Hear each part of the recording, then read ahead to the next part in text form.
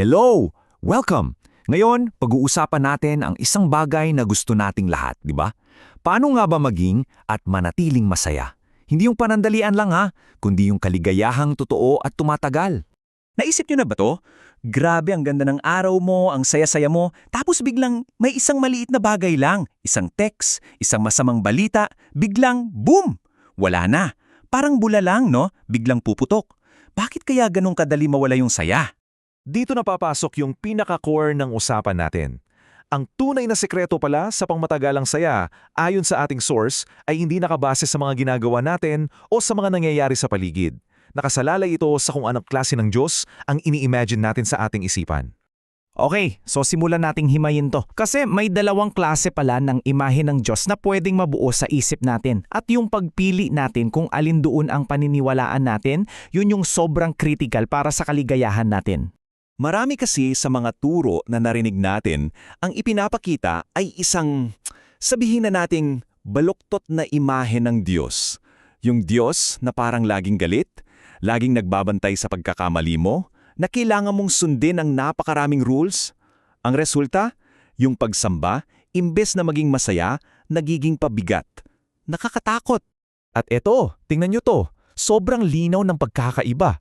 Kapag yung Diyos na sinasamba mo ay yung mahigpit at maparusa, ang bunga niyan sa buhay mo ay stress, pagod, guilt, at pakiramdam na parang bilanggo ka. Pero kapag ang sinasamba mo ay yung Diyos na ipinakilala ni Jesus, grabe ang pagkakaiba. Kapayapaan, pahinga, kalayaan, at syempre, kaligayahan. Para mas lalo nating maintindihan, eto pa, napakatindi ng sinasabi sa Galatia, di ba? Basically, sinasabi rito na kung susubukan mong maging good enough sa pamamagitan ng pagsunod sa napakaraming batas, para ka lang naglalagay ng sumpa sa sarili mo, nakakapagod at walang katapusan. Ngayon, subukan nating tingnan ang pagsamba sa ibang anggulo. Isipin mo na lang na hindi siya isang relihiyosong obligasyon. Isipin mo na para siyang isang therapy. Isang mahalagang paraan para alagaan ang ating isip at espiritu. Ito magandang analogy to. Sabi lahat daw tayo may parang butas o vacuum sa puso natin.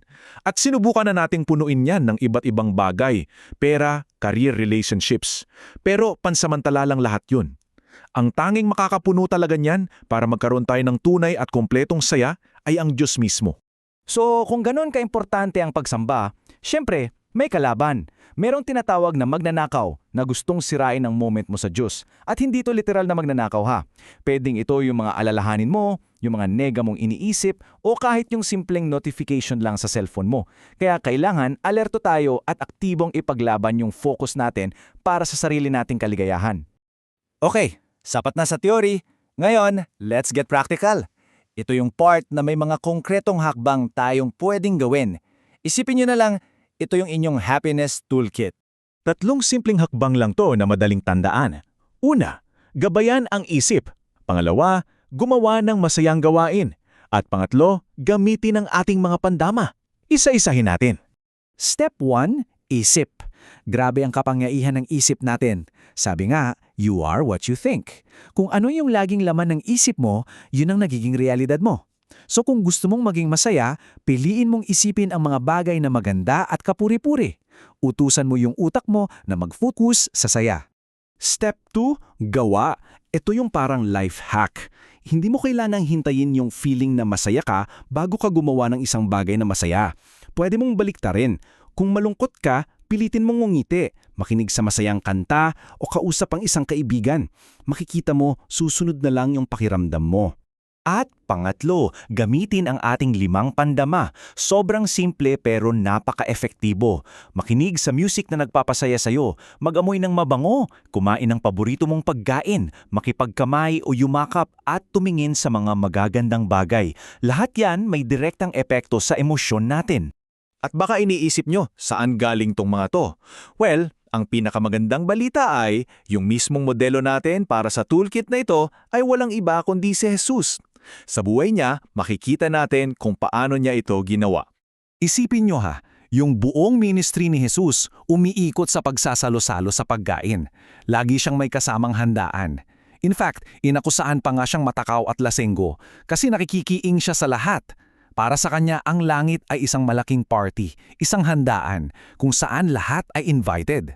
Ginamit niya yung gawa, ang pagkain at pakikisama, at yung mga pandama, lasa, amoy, tunog ng tawanan, para ipakita kung gaano kasaya at ka-generous ang Diyos. Okay, papalapit na tayo sa dulo. At dito, kailangan nating baguhin ang ating pananaw. Ang pagiging masaya pala ay hindi lang para sa sarili natin. Ito ay isang misyon. At ito na siguro ang pinaka-importanting takeaway. Ang paraan pala para mapanatili ang sarili mong kaligayahan ay kapag ipinamamigay mo ito sa iba. Parang magic, no? The more you give it away, the more you have it. Kapag ipinagdamot mo, yun ang nawawala. Kaya, iiwan ko kayo sa tanong na ito. Imbes na itanong natin, paano ba ako magiging masaya? Baka ang mas magandang tanong ay, sino ang pwede kong pasayahin ngayong araw?